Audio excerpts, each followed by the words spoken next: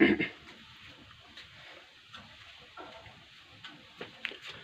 दोस्तों, good morning. I hope आप सभी लोग ठीक होंगे। आज जैसा कि आपने पहले ही वीडियो में देख रखा है, इसकी बात की जाएगी यूपीटीटी 2021। अब 21 ही कहना ही चाहिए, हुआ तो पेपर 2022 में है, लेकिन यूपी है, कोई दिक्कत नहीं। इतना तो यहाँ बहुत कम है, 4-4 साल परीक्षा ही नहीं होती है।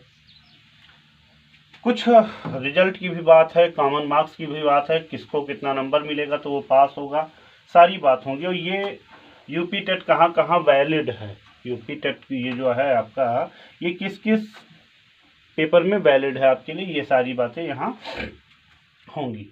देखिए, यूपी टेट पहला कंसेप्ट तो ये है कि ये प्राइमरी स्तर का भी होता है, प्राइमरी, और जूनियर का भी होता है, जिसे हम अपर प्राइमरी बोलते हैं। बात एक ही है, अपर प्राइमरी। क्लियर? ये एक पेपर इसका हुआ था 28 नवंबर 2021। ये दिख रहा होगा आपको फर्स्ट, इसीलिए हमने लिख कर रखा है। 28 नवंबर 2021 को पेपर हुआ, और पेपर चलते चलते कहीं कहीं 1 घंटा, कहीं कहीं पूरा पेपर, कहीं कहीं शुरू ही नहीं हुआ।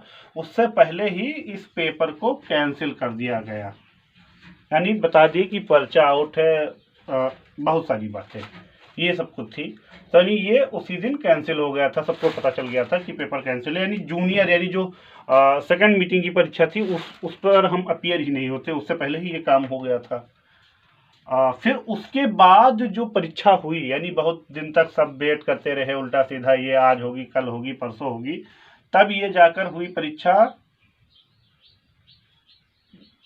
2 महीने बाद, लगभग 28 नवंबर से 28 दिसंबर 1 महीना, 28 जनवरी 2, वही लगभग 2 महीने। देखिए किस तारीख को हुई थी, 23 तारीख, पहला महीना 2021। लगभग जितने लोग थे सबको ये पता है ये डेट, और नहीं पता तो ये बताने का सिर्फ उद्देश्य था, ये कोई मायने नहीं रखता अगर आपने पेपर दे रखा है तो। उसके बाद हम आ जाते हैं, देखिए टोटल जो मार्क होता है, चाहे आप अपर में बैठिए और चाहे लोअर में बैठिए, मतलब प्राइमरी में बैठे चाहे अपर प्राइमरी, टोटल मार्क अगर आप सुबह बैठे तो भी आपको 150 मिलेगा, और शाम को बैठे हैं तब भी आपको 150 मिलेगा। 150 अंक का होता है। इसमें भी कितने सब्जेक्ट होते हैं?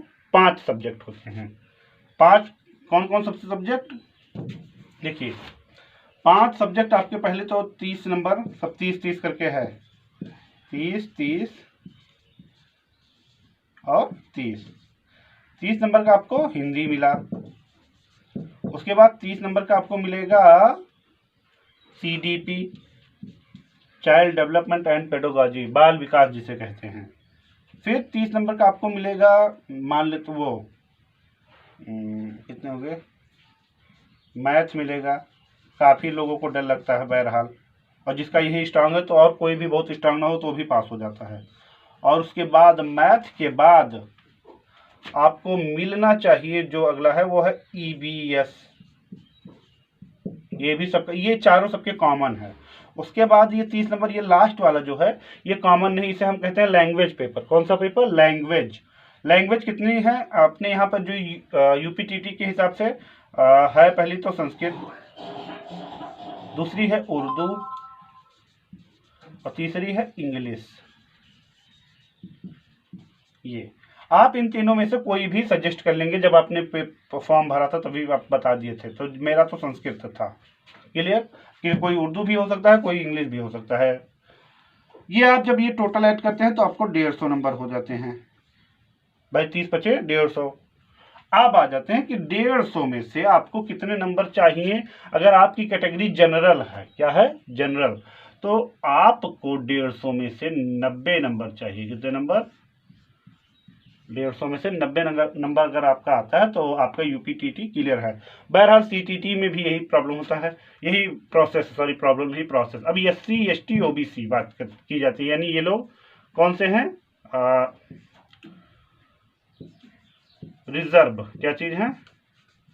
तो ये रिजर्व कैटेगरी वाले जो हैं, आपके PH भी आएंगे, फिजिकल हैंडीकैप वगैरह, इनको इनको 82 नंबर लाना रहता है 150 में से। अगर 150 में से 82 नंबर आता है तो आप और इस कैटेगरी में है तो देन यू विल क्लियर, और अगर आप इस कैटेगरी में है तो आपको 90 नंबर चाहिए ही चाहिए। ध्यान रखिए, अगर आप जनरल में हो आपका आता है नंबर 89, कितना आता है 89, तो आप क्वालिफाई नहीं हैं।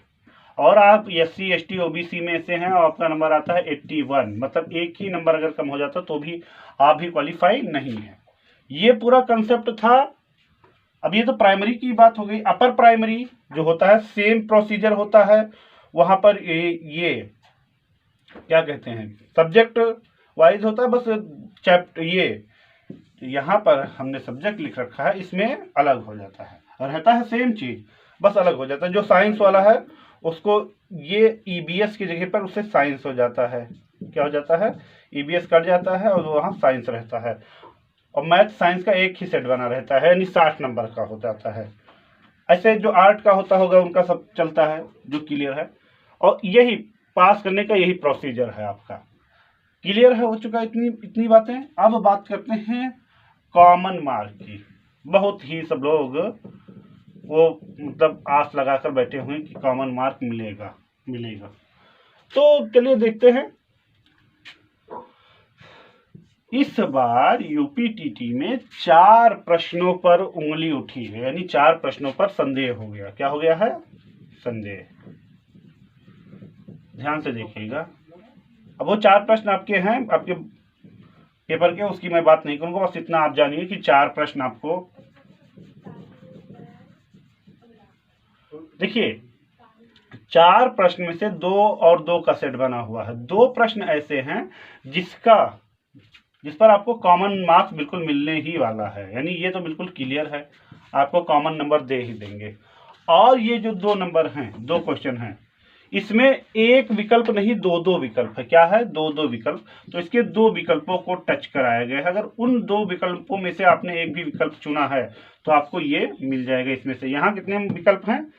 ये 2 नंबर आपका विकल्प पर है कि अगर आपने वो क्वेश्चन पहली बात टच किया है, और दूसरी बात दोनों विकल्प में से अगर एक भी विकल्प आपने कर लिया है तो वो आपका सही माना जाएगा। क्लियर है? लेकिन ये वाला ये सिर्फ आपने क्वेश्चन अगर किया है तो आपका कॉमन नंबर है, तो जाहिर सी बात है ये चारों पर जो आएगा वो 4, अगर इस पर आपने सही नहीं किया तो आपका वो 2 नंबर कट जाएगा। Clear concept?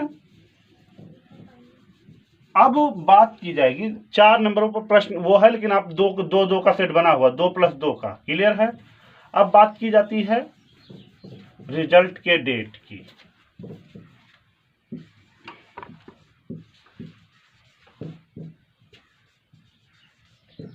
कि रिजल्ट कब निकलेगा, क्या डेट होगी रिजल्ट की। तो रिजल्ट की जो डेट होगी हम टेंटिवली कहेंगे, मतलब लगभग। ये लगभग है, दिल पर नहीं ले लेना है कि नहीं इस डेट को बताया गया था आया ही नहीं। हाँ, थोड़ा इतिहास से हम समझते हैं। इतिहास का मतलब जो पुराना इतिहास रहा है यूपी टेट का। 23/1 को परीक्षा हो गई है और आज है तारीख मानकर चलते हैं, हाँ सॉरी, आज 27 मार्च है। ड्यूरेशन अगर हम चेक करते हैं तो 2 महीने का ड्यूरेशन आ जाता है। इनके बीच में जो टाइम आ गया वो 2 महीने का टाइम। इतना समय कभी भी यूपी टेट के रिजल्ट में नहीं लगा है, 2 महीना 3 महीना लग गया हो। लेकिन इस बार विधानसभा के चुनाव थे तो जो PNP के अधिकारी रहे होंगे या और भी कुछ, तो ये विधानसभा के चुनाव की वजह से PNP परीक्षा नियामक प्राधिकरण होता है, इसके हिसाब से रिजल्ट सबका तैयार है, वह घोषित नहीं हुआ है। और उसका रीजन इन्होंने बता रखा। पहली बात तो ये जो 4 नंबर वाला मामला था, चूंकि पता है कोर्ट वोर्ट पहुंच जाना रहता है, तो सिंपल कॉन्सेप्ट वो। और उसके बाद ये विधानसभा चुनाव, यानी मुख्यमंत्री अभी 25 तारीख को शपथ ले ही चुके हैं योगी आदित्यनाथ जी, तो अब बहुत सारी चीज़ें हैं, चूंकि प्रदेश भर का बहुत सारा हम कह सकते हैं स्कॉलरशिप भी रुका हुआ, तो वो सब बताया गया था 25 आफ्टर 25 मार्च, आफ्टर 25 मार्च, चलो 25 मार्च भी हो गया है। अब आज तारीख है 27